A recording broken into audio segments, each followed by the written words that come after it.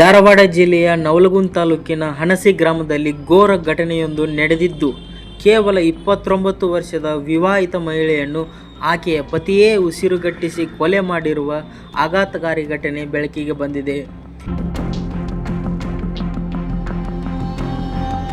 ಈ ಘಟನೆಯು ಸ್ಥಳೀಯ ವಲಯದಲ್ಲಿ ತೀವ್ರ ಸಂಚಲನವನ್ನು ಉಂಟುಮಾಡಿದೆ. ಕೊಲೆಯಾದ ದುರ್ದೈವಿ ಮಹಿಳೆಯನ್ನು ಪ್ರಿಯಾಂಕಾ ಕಮಲಾಕರ್ ಎಂದು ಗುರುತಿಸಲಾಗಿದೆ. ಆಕೆಯ ಪತಿ ಬಸವರಾಜ್ ವಡ್ಡರ್ ಎಂಬಾತನೇ ಕೌಟುಂಬಿಕ ಕಲಹದ ಹಿನ್ನೆಲೆಯಲ್ಲಿ ಈ ಕೃತ್ಯ ಎಸಗಿದ್ದಾನೆ ಎಂದು ಪೊಲೀಸರು ತಿಳಿಸಿದ್ದಾರೆ.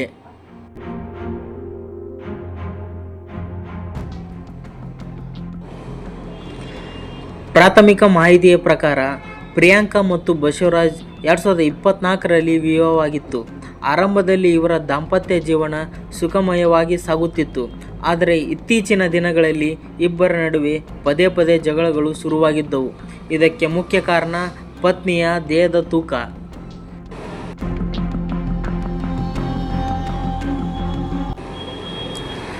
ಪ್ರಿಯಾಂಕಾ ದಪ್ಪಗಿದ್ದಾಳೆ ಎಂಬ ಕಾರಣಕ್ಕೆ ಪತಿ ಬಸವರಾಜ್ ಆಕೆಗೆ ನಿರಂತರವಾಗಿ ಮಾನಸಿಕ ಹಾಗೂ ದೈಹಿಕ ಕಿರುಕುಳ ನೀಡುತ್ತಿದ್ದ ಎನ್ನಲಾಗಿದೆ.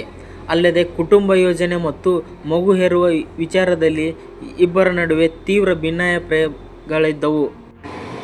ಇದೇ ವಿಚಾರವಾಗಿ ಸೋಮವಾರ ರಾತ್ರಿ ಇಬ್ಬರ ನಡುವೆ ಜಗಳ ವಿಕೋಪಕ್ಕೆ ಹೋಗಿದ್ದು, ಆರೋಪಿ ಬಸವರಾಜ್ ಮನೆಯಲ್ಲಿ ಪತ್ನಿಯ ಕುತ್ತಿಗೆ ಹಿಸುಕಿ ಕೊಲೆ ಮಾಡಿದ್ದಾನೆ.